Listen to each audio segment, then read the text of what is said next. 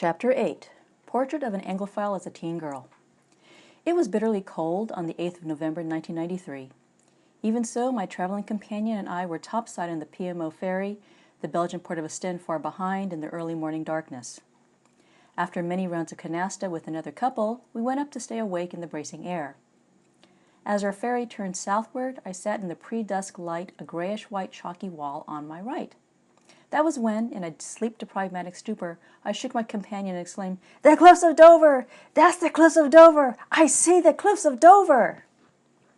As his head bobbed back and forth like a bobblehead doll from my shaking, he replied in a calm, even voice, "Yes, it's the cliffs of Dover." I got in control of myself.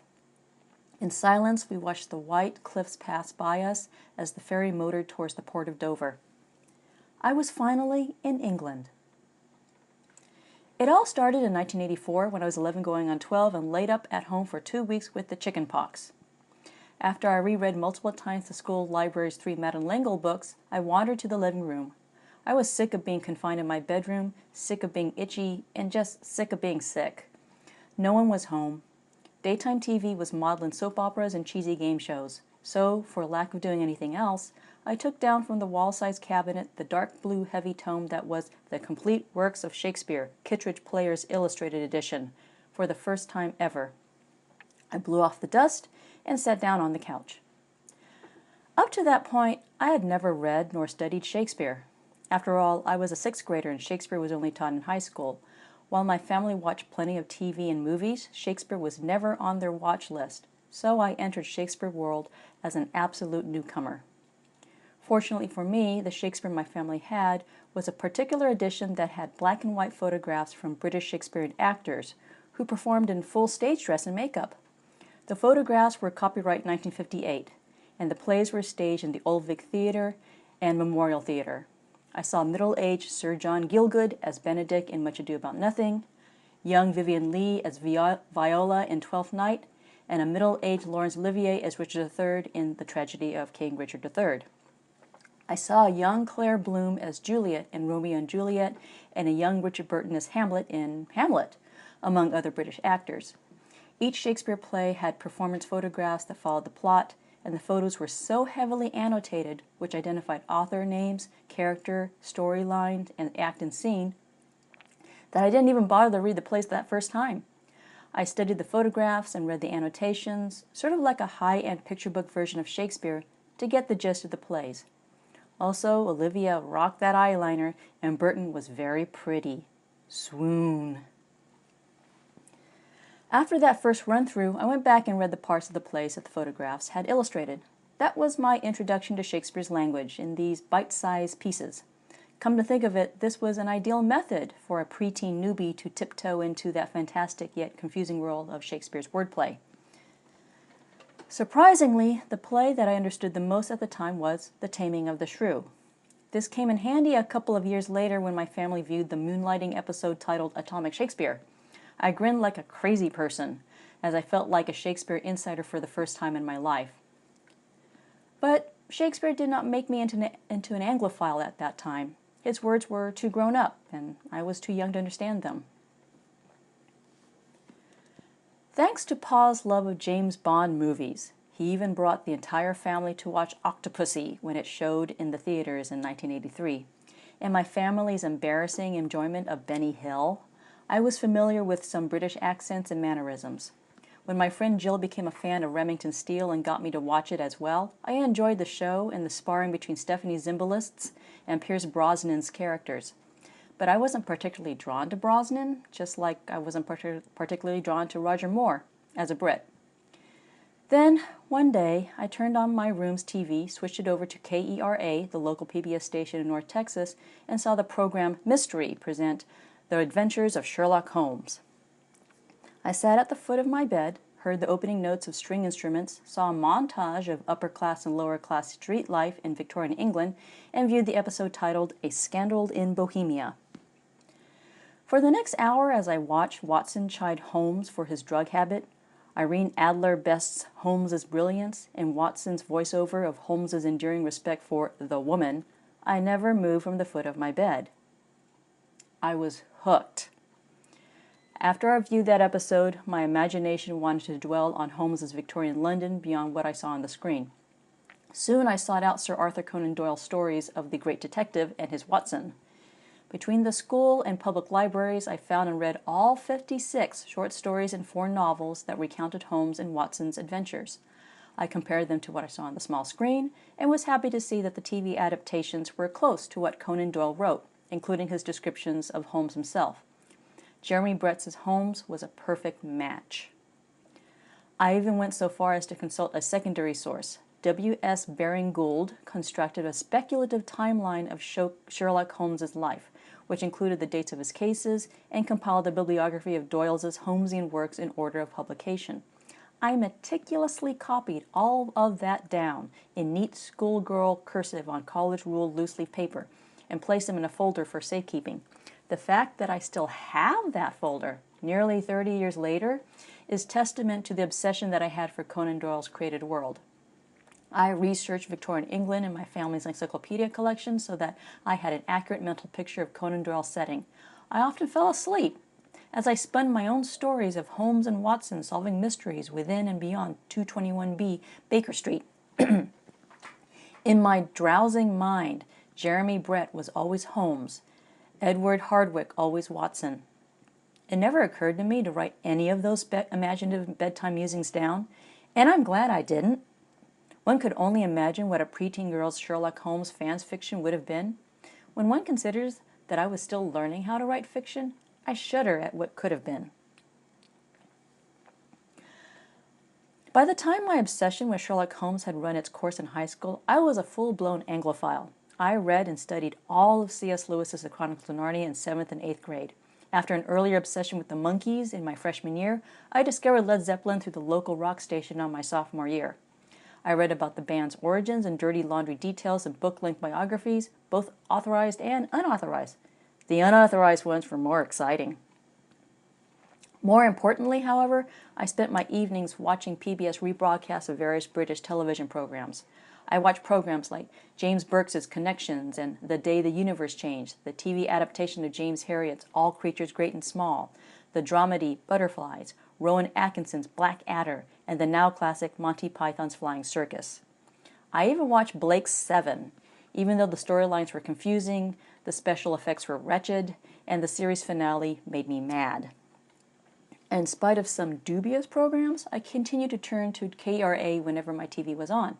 As a result, the good folks at KERA introduced me to 2 programs that solidified my Anglophilia for life. They were Doctor Who and The Hitchhiker's Guide to the Galaxy.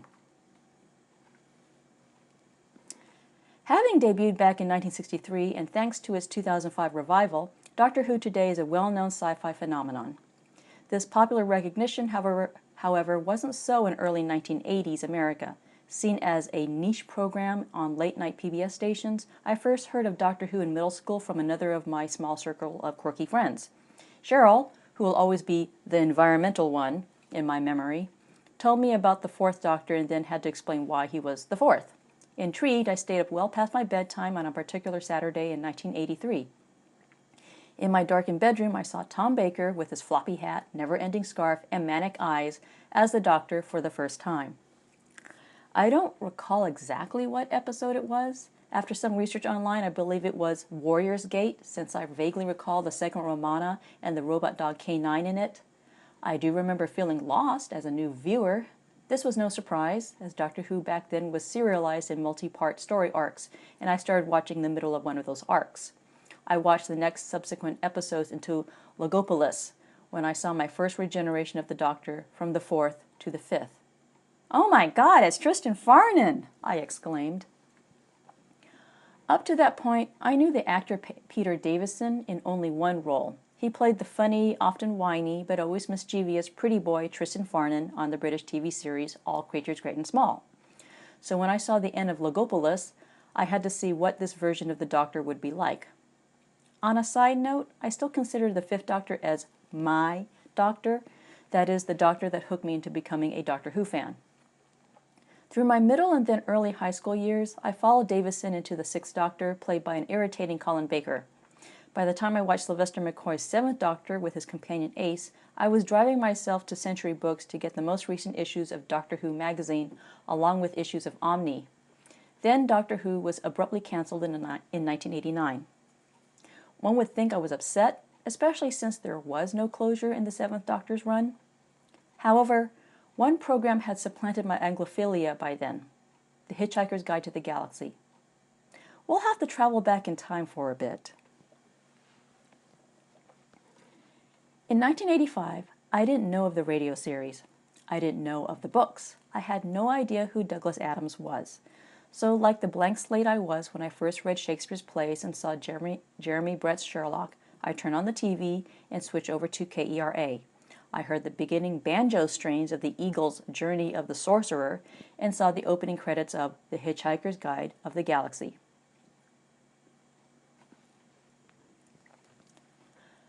Thanks to the British absurdity of Monty Python, the quirky analytics of Sherlock Holmes, and the expansive and unpredictable science fiction universe of Doctor Who, I received the Hitchhiker's series as if it were a continuation of old friends. I adored Arthur Dent's befuddled yet endearing everyman as he became a hero, literally, and I do mean literally, kicking and screaming. The animated graphics of the guide itself were engaging. I wouldn't know until much later that it wasn't computer graphics, but entirely hand-drawn animation. Nevertheless, the animation actually made me a faster reader, as I tried to read the entries that scrolled on the guide's screen before they disappeared in a cinematic fade-out to the next scene. KERA played out the episodes over the next months, often with reruns, and I watched in addition to the other TV shows that I followed. Reading the end credits of an episode one day, I discovered that 1. The TV series was based on the book The Hitchhiker's Guide to the Galaxy, and 2. The author of this wonderful madness was Douglas Adams. However, I didn't seek out the books at that time. From 1984 to 1986, I was busy with C.S. Lewis, Conan Doyle, other British programming, the school's library stacks, and my second attempt at a novel. From 86 to early 1987, I was again busy as I read my dad's books, adjusted to the insane increased workload of high school, helped out my parents with errand running, after-school childcare, and homework, and spent any available social time with my friend Tracy, whom I met over our mutual frustration with Spanish 1 class, to obsess over the monkeys. Around my 15th birthday, my dad bought me Infocom's text-based The Hitchhiker's Guide to the Galaxy computer game for Apple IIe. It seemed simple at first, but was head-banging against the wall tricky. The gameplay was different enough from the TV series that rewatching it didn't help. During my mom's next shopping trip to the mall, I went to Century Books and discovered that Douglas Adams didn't just write one book, he wrote 4. It was a series. The Hitchhiker's Guide to the Galaxy, The Restaurant at the End of the Universe, Life, the Universe, and Everything, and So Long and Thanks for All the Fish. Oh, I said. Luckily, I had enough birthday money from my parents to buy all 4 paperbacks. On the drive home, I immediately started reading Adams's first book. Far out in the uncharted backwaters of the unfashionable end of the western spiral arm of the galaxy lies a small, unregarded yellow sun. Orbiting this at a distance of roughly 98 million miles is an utterly insignificant little blue-green planet whose ape-descended life forms are so amazingly primitive that they still think digital watches are a pretty neat idea. This planet has, or rather had, a problem, which was this. Most of the people living on it were unhappy for pretty much of the time.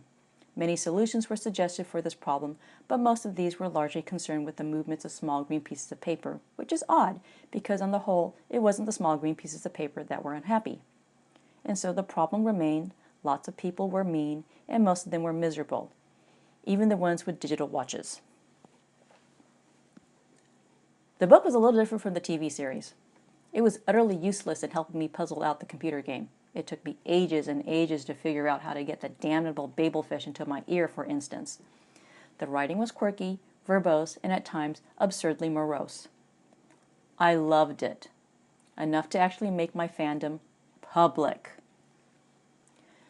Tracy was moving away after freshman year, so as a farewell celebration, we were going to a concert in Dallas's open-air venue, Starplex. The opening act was Weird Al Yankovic, the headliner was the Monkees, and I knew exactly what I was going to wear.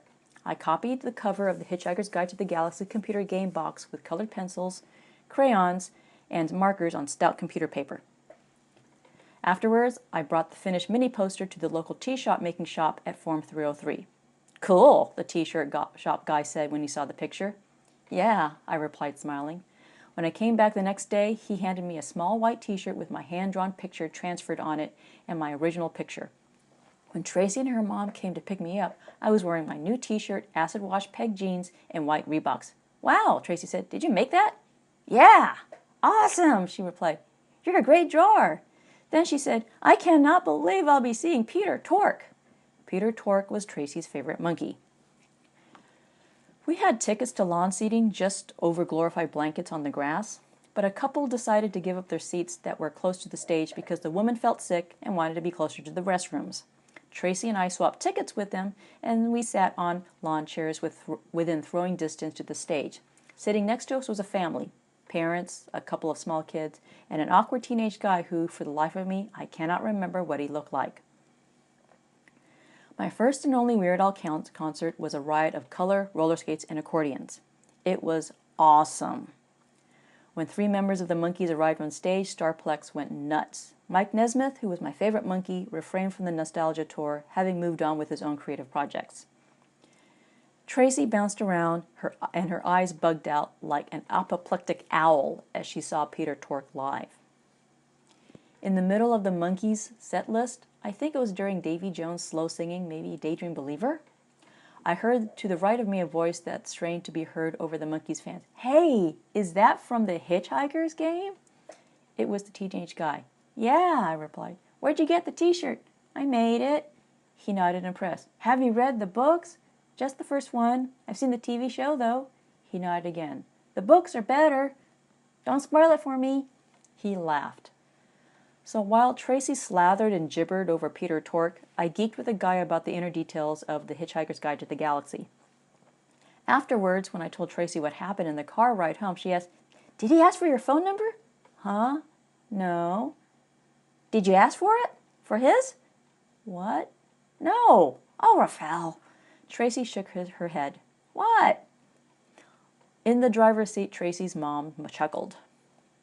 In retrospect, Tracy was right. I should have asked for his number, or he mine, but we were 2 awkward teenagers at a Monkees concert geeking over Douglas Adams. What did we know about dating? Since I discovered Douglas Adams's books during the mid-1980s, I didn't have to wait years for the next book. Over the summer, I read all 4, at the time, Hitchhikers books and reread them. I even brought them wherever I went. When my family went for a road trip to spend 2 weeks at Disney World in Orlando, Florida, the Hitchhikers books went with me. When a priest's sermon at Sunday Mass got particularly boring, I peeked at a few pages of a Hitchhiker's book, although when Mom caught me, I got a sharp whack on my hand with a missalette. I became a hermit during Filipino parties, as I preferred to retreat to a quiet room somewhere and read instead of being swallowed up by the sights and sounds of loud singing, dancing, talking, and eating. Where's Rafael? Someone would ask. Oh, she's somewhere reading, someone else invariably answered. My Hitchhiker's reading habit probably did look a bit pathologic, but doing so, especially at school, helped to sort out those who were my friends and those who weren't. For example, just like at the Monkees concert, I became friends with Don in sophomore honors English because he saw me reading Life, the Universe, and Everything before class began. Tapping my shoulder behind me, Don asked, Hey, you like Douglas Adams too? I turned around and saw a Vietnamese guy with glasses who looked uncannily like me. Yeah, I said. I held up my book. This is the 3rd time I've read this.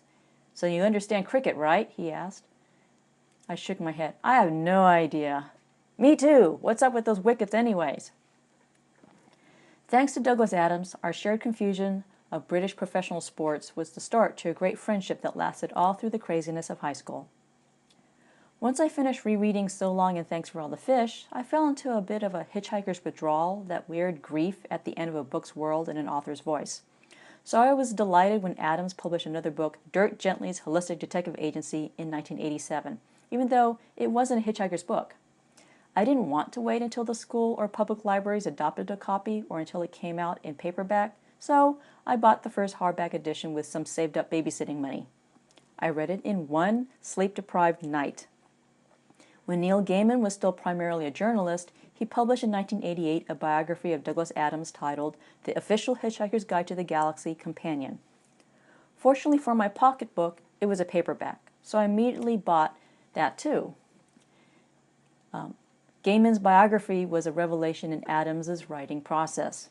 In short, Adams loathed writing.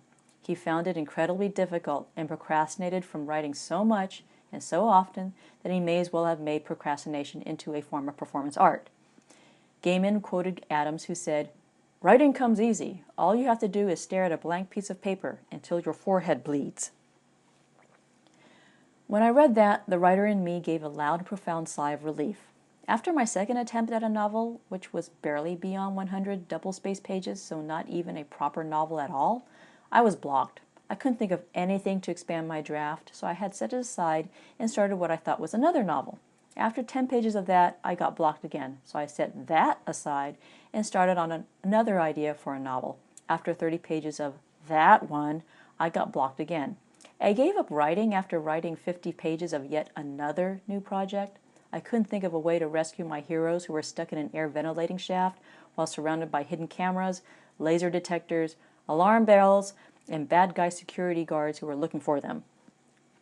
I filled a folder with the carcasses of discarded non-novels, and I was in deep despair that I had lost whatever it was that made me a writer. But reading about Adams' struggles as a professional writer made me realize that all writers, amateur or professional, it didn't matter, felt this way. Adams, a writer whose works I admired and aspired to be like someday, felt this way. It was the first time that I really saw the flesh and blood person behind those words, and as it turned out when I read Gaiman's biography, I literally did see one time Adams's flesh. He played the naked guy in the first episode of the TV's Hitchhikers, who threw his previous suited life away and wandered into the sea. Douglas Adams was very tall and very pale. Adams also collaborated here and there with Monty Python and co-wrote a story for Doctor Who, so discovering Hitchhikers really was like a culmination of my earlier Anglophilia. When the Dirk Gently sequel, The Long Dark Tea Time of the Soul, also came out in 1988, I bought it. When I lent it out in 1990 to someone that I don't remember anymore and never got it back, I replaced it, along with his animal conservation travelogue, co-written with Mark Carwardine, Last Chance to See. In 1990, I was 18, so I should end this chapter at that date since I pretty much established my Anglophilia credentials.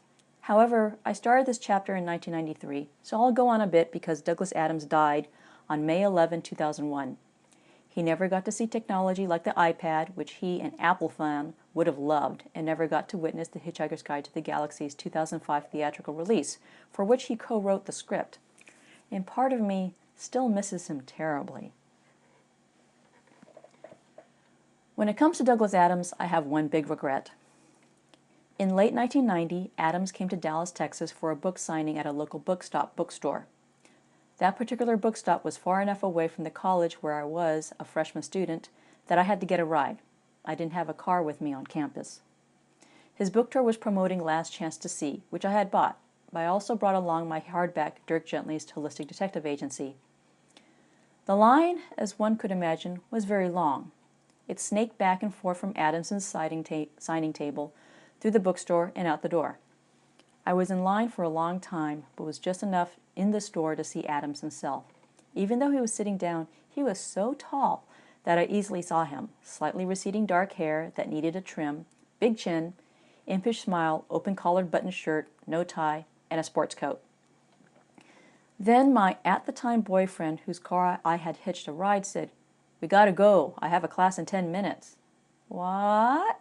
"We gotta go." "But it's been an hour already." He waved the line. "I'll be late for class, and so will you. You have a class in a half hour, and this line will take another hour at least." "But let's go." I looked at my then boyfriend and thought really hard. I had no way to get back on campus and was unfamiliar with that part of Dallas. Then I looked at Adams, sighed, "Okay," and left with my ride. I still kick myself over that. A frigid 3 years later, a different guy and I blearily got off the train that transported us from the darkness of Port of Dover to the wide-open brightness of Victoria Station, London. We exchanged our money, bought a pastry and coffee, and wandered over to the nearby W.H. Smith's. While my companion bought a new, unexpurgated version of Robert A. Heinlein's Stranger in a Strange Land, I saw that Douglas Adams had published a new book, the newest and, as it would turn out, Last, Hitchhiker's book titled Mostly Harmless. I bought it, of course.